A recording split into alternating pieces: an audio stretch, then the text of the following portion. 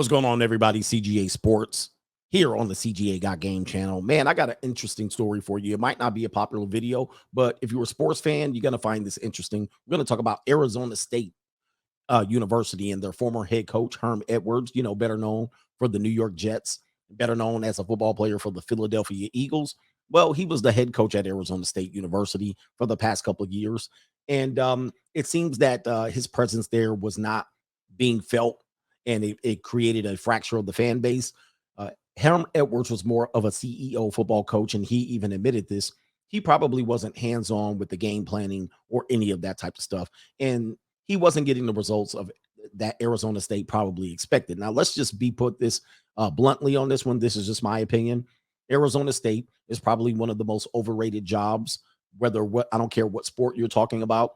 Maybe baseball or softball, they might be properly rated, but in terms of men's basketball, women's basketball, and football, they're overrated. I think the university itself has been suffering from delusions of grandeur for the most part. They're in Phoenix, so they have the metropolitan area. They have great facilities there, top-notch facilities in comparison to many Pac-12 conference schools, but they believe that they can be in the upper echelon in terms of football and basketball, and that's just not the case. It hasn't proven out to be the case. The closest team that probably had some semblance of success was the women's basketball team, other than softball and the other Olympic sports. But that's neither here nor there. Let's talk about Herm Edwards' situation. He was recently fired after 3 games, in which they turned in an embarrassing loss at home. And what's happening is they're saying that the football staff, let's go ahead and make this a little bit larger. Hold on for a second. The football staff at Arizona State, meaning the coaches that Herm Edwards was responsible for hiring, reportedly, this is a rumor, leaked information about their team to the opponents so they can lose games. Oh my God. I don't know why this story has not been one of the most popular stories out there. This is actually incredible when you think about what the possibilities of this is. Now, as a result, Herm Edwards did get fired, and he lost his job, and he got fired in this situation here. And there's rumors that members of his coaching staff were willing to lose games and put their players in horrible situations in which maybe they gave them game plans or play call sheets. I have no idea. Put their players at risk of injury, put their players at risk in terms of losing opportunities for scouting at the next level. And not only that, put them in a miserable situation where they're losing at home in order to get Herm Edwards fired from their job. I mean, listen, it doesn't get more comical than that.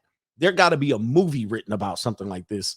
But Arizona State's football staff is rumored to have done this. Now, I don't know if it's true or not, but some people are reporting this. Let's go ahead and see what people are reporting on this one. It says right here, Arizona State staffers reportedly helped bring down Herm Edwards by leaking info to opponents.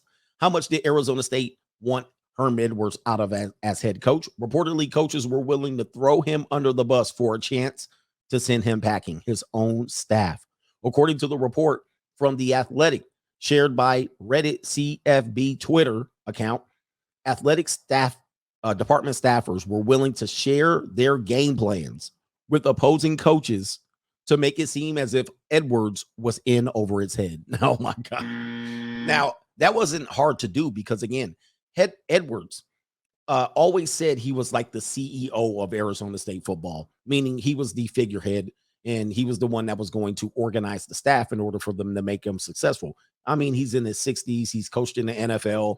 He probably was more of a face, the guy that was going to help with fundraising and boosters and recruiting and all of that stuff. And then the other coaches were going to be responsible for game planning. All right, that's basically what he had going on at Arizona State. And that experiment has obviously failed as he's been fired here, not even midseason, right down early in the early part of the seasons. Per The Athletic's Doug Haler, getting intel on the ASU Sun Devils game plan wasn't hard, quote, wasn't hard, as the staff had checked out on Edwards running the show. Now, this is unfortunate. What I find unfortunate about this is when people are a part of teams, it's sad that it only took 3 games to push this out. Now, where was this in the preseason? Where was this at the end of last season? Why didn't these same coaches feel this way and did not report this to the boosters or the athletic department?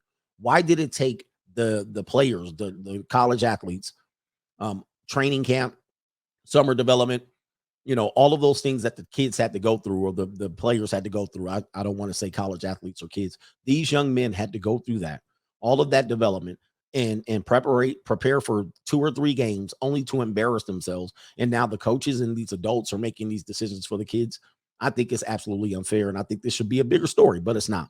And not a lot of people are going to watch this video, but I thought it was important because I've coached in the college level, and to hear something like this subversion from within, this mutiny, I think it's reprehensible. It's despicable, as I say. Now, also, let's just add to this. Arizona State, again, being that they're somewhat overrated and they haven't turned in the results that they should based on what they have as a university.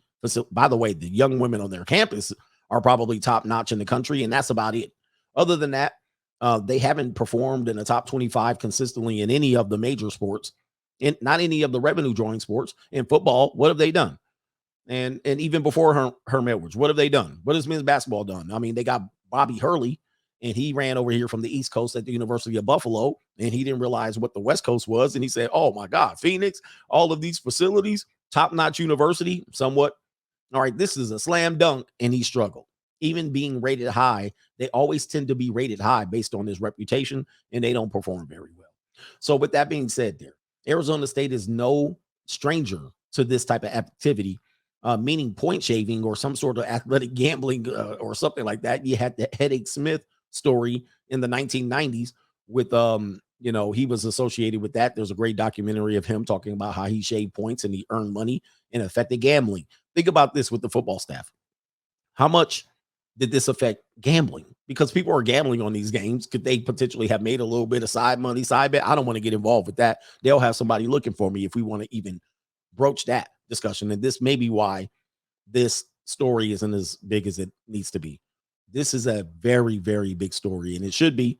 And it's indicative of Arizona State. Who in the world are they going to attract over as a coach? Who wants to coach there when their staff is performing basically a subversion, a coup from within to make the head coach look bad? I'm not signing up for that. Not only am I not signing up for that, as soon as I get there, they all fired.